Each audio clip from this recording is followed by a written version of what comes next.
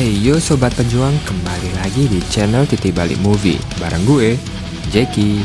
Di video kali ini, gue akan membahas sebuah alur cerita film yang mengandung banyak sekali unsur baku tumbuk. Karena film ini dibintangi oleh pendekar kita. Siapa lagi kalau bukan Abang Yayan Ruhian yang akan membantu usaha di Jepang. Seperti apakah alur cerita filmnya? Langsung saja kita masuk ke filmnya.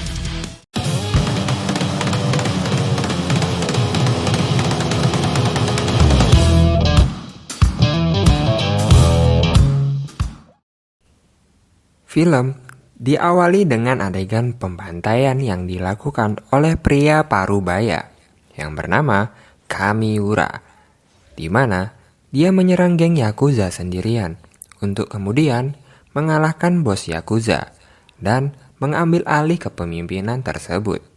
Terlihat Kamiura berkali-kali terkena tusukan dan tembakan, namun anehnya dia tetap bisa bangkit kembali dan mengalahkan si bos Yakuza.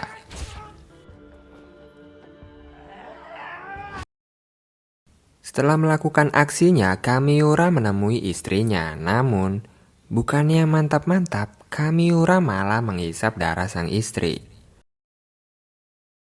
Singkat cerita, Kamiura pun berhasil mengambil alih kepemimpinan Yakuza di kota itu. Kepemimpinan Kamiura ternyata sangat disukai oleh warga di kota tersebut, di mana Yakuza ini berprinsip untuk melindungi warga sipil dan menghormati wanita. Hal tersebut terlihat saat Kamiura mengajar anggotanya yang memperkosa seorang wanita di rumahnya. Sedikit catatan tentang Kamiura. Ia merupakan seorang manusia vampir yang berniat mengambil alih Yakuza dan melindungi warga sipil di kota itu. Setelah diselamatkan, wanita itu pun dibawa ke rumah sakit untuk mendapatkan perawatan, di mana salah satu anak buah Kamiura yang bernama Kageyama diperintahkan untuk menemaninya. Di sisi lain, terlihat seorang anak yang meminta ayahnya agar membunuhnya karena mereka sudah putus asa akibat terhimpit masalah ekonomi. Saat sang ayah hendak membunuh anaknya, tiba-tiba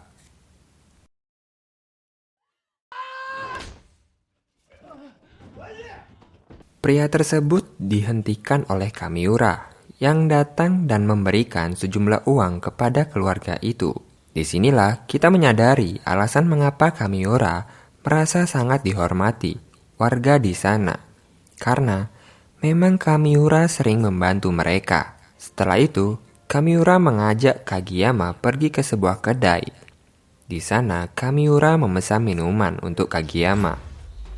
Yang membuat terkejut adalah pemilik kedai itu ternyata memiliki ruang bawah tanah yang menyekap beberapa anggota lama Yakuza. Saat si pemilik kedai memilih salah satu orang di sana, orang tersebut ternyata dijadikan sebagai tumbal dan darahnya akan disuguhkan kepada Kamiura.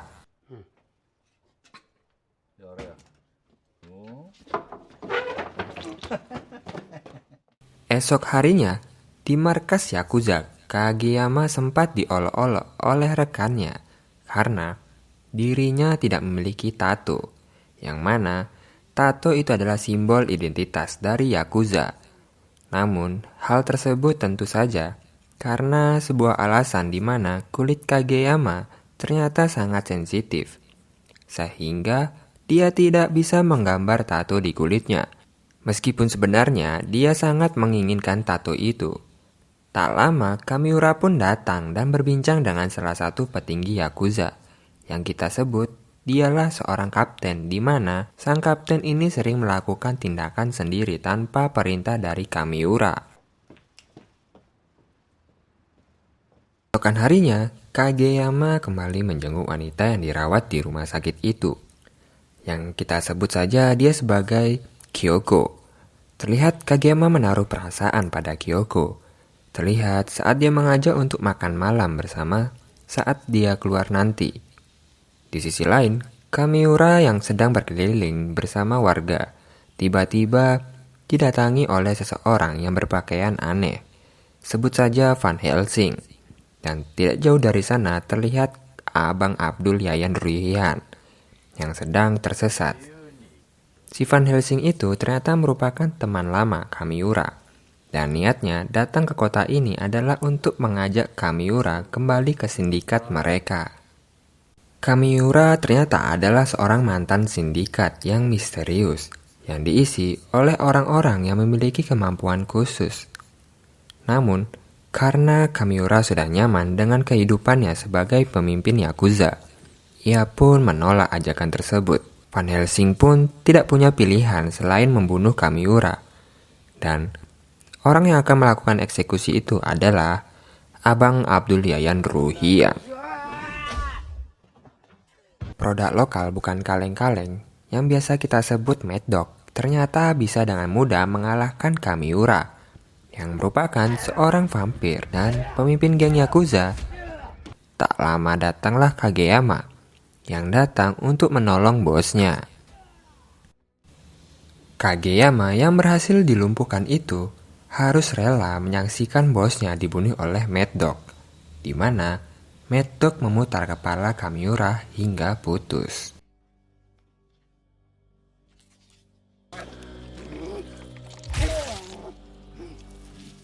Tak lama muncullah sang kapten yang ternyata dialah yang memberikan lokasi Kamiura kepada si Van Helsing. Sehingga bisa disimpulkan bahwa si kapten ini adalah pengkhianat yang ingin mengembalikan Yakuza menjadi geng yang brutal. Seperti dahulu kala saat siuman Kageyama meratapi mayat bosnya.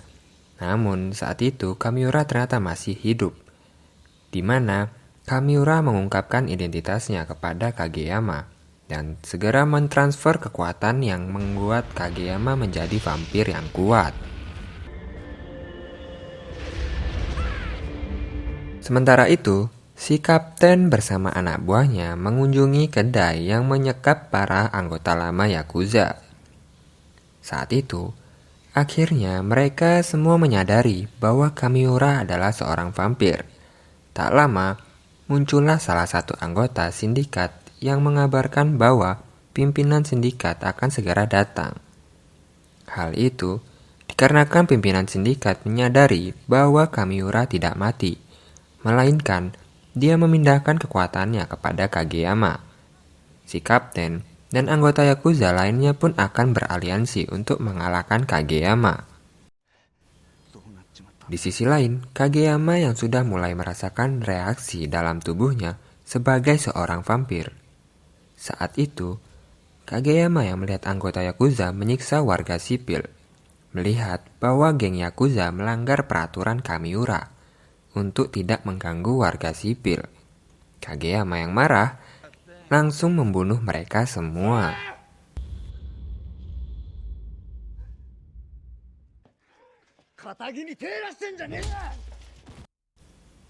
Setelah mengalahkan geng Yakuza, Kageyama tidak bisa menahan rasa haus darahnya, sehingga dia menghisap darah warga sipil yang ada di sana. Akibat digigit oleh Kageyama, warga sipil itu pun ternyata berubah menjadi vampir dan menggigit istri dan juga siswi sekolah yang tidak sengaja lewat di sana. Dari sinilah banyak warga yang akan menjadi vampir. Kageyama pun mengunjungi Kyoko, di mana Kageyama berniat untuk meninggalkan wanita itu agar Kyoko terhindar dari bahaya dan tidak menjadi vampir seperti dirinya. Dan saat mereka berbincang, Kageyama tiba-tiba merasa kepanasan. Lalu saat Kyoko membuka perbannya, Kageyama pun langsung keluar karena sudah tidak tahan dengan rasa hausnya. Saat berlari keluar dari kamar, Kageyama tidak sengaja menabrak seorang suster. Dan karena sangat haus darah, Kageyama pun menghisap darah perawat itu hingga perawat tersebut menjadi vampir. Singkat cerita, Kageyama pun mendatangi rumah si pemilik kedai. Di sana, si pemilik kedai memberi penjelasan tentang vampir, di mana Kageyama harus meminum setidaknya 250 mili aqua darah manusia dalam sehari. Ia juga mengatakan bahwa darah warga sipil memang lebih enak. Namun, Kendalanya adalah jika kita meminum darah manusia secara langsung, maka hal itu akan membuat orang tersebut berubah menjadi vampir. Hal itulah yang menyebabkan Kamiura lebih memilih darah anggota lama Yakuza. Karena meskipun darahnya tidak senikmat dari warga sipil, tapi Kamiura melakukan itu supaya warga sipil tetap aman. Si pemilik kedai pun memberikan surat wasiat Kamiura yang ditujukan pada Kageyama. Saat mereka membuka surat itu, suratnya ternyata kosong. Si pemilik kedai pun berasumsi bahwa Kageyama harus mencari tahu jalan vampirnya sendiri. Sementara Kageyama mengartikan jalan vampirnya adalah balas dendam. Kageyama pun mendatangi rumah salah seorang anak yang hendak bunuh diri kapan hari itu. Kemudian menggigitnya dan mengubah anak itu menjadi vampir. Hal itu dilakukan agar si anak bisa membalas dendam atas kematian ayahnya yang dibunuh oleh Van Helsing.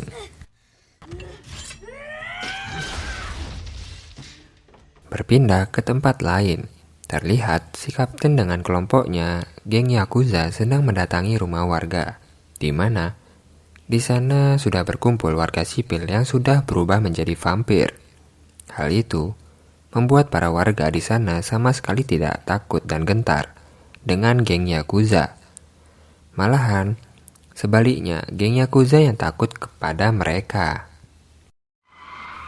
Saat di perjalanan pulang, geng Yakuza dihadang oleh si anak tadi yang kini siap untuk balas dendam. Anak itu pun langsung menghantam mobil mereka dengan kapak. Namun beruntungnya, geng Yakuza berhasil melepaskan diri.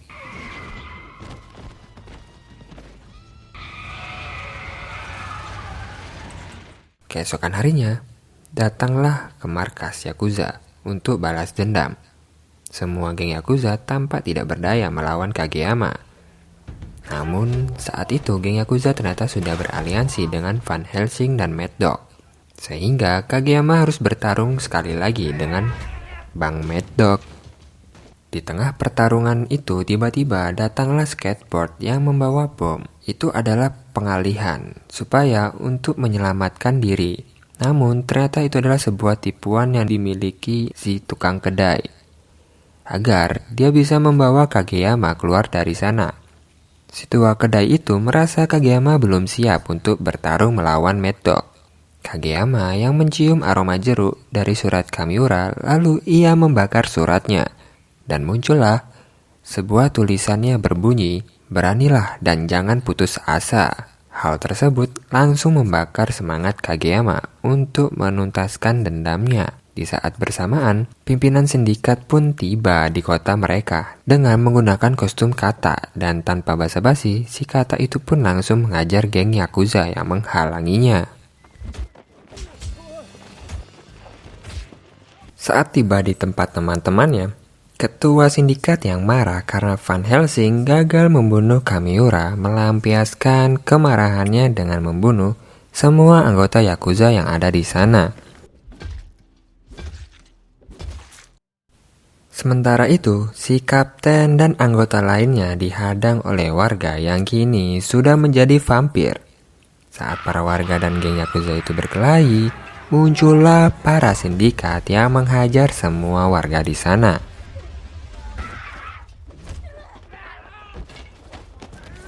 Saat dia akan membunuh si anak kecil itu, Kageyama pun muncul dan meminta si kata untuk tidak membunuhnya, karena si anak kecil ini memiliki tugas untuk balas dendam kepada Yakuza. Kageyama pun membawa si anak kecil menemui si kapten. Dan tanpa basa-basi busuk, si kapten pun berhasil dikalahkan. Setelah selesai, Kageyama dan si kata pun mulai memilih tempat untuk bertarung, one by one.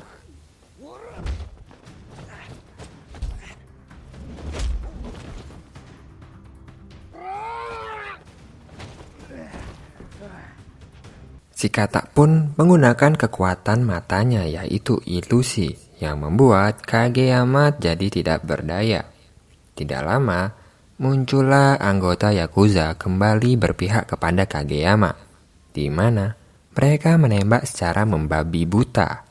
Sehingga akhirnya si Kata pun tersungkur. Yakuza itu pun langsung menggilis si Kata dengan mobilnya, tapi ternyata si Kata tidak merasakan apapun dan malah berbalik membantai anggota Yakuza itu.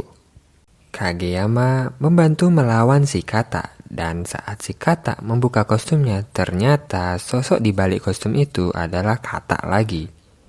Lah, cosplay dia. Lagi-lagi Kageyama tidak berdaya melawan si Kata. Dan salah satu anggota geng Yakuza sudah berniat menolong dengan melemparkan granat. Tetapi si Kata langsung mengejutkannya sehingga bom itu meledak di tangan si anggota geng tersebut.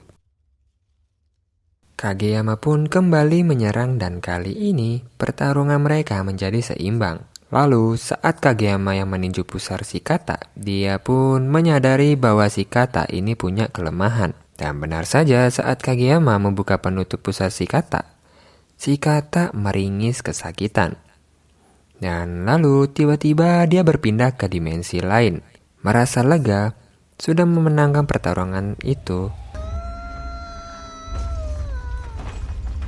Tak lama muncullah si Mad Dog yang siap-siap untuk bertarung 1-1 bersama Kageyama. Mereka pun bertarung dengan saling baku tumbuk.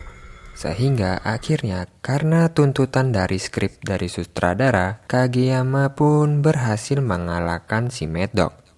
Tak lama, Kageyama tiba-tiba berevolusi dan menjadi vampir seutuhnya.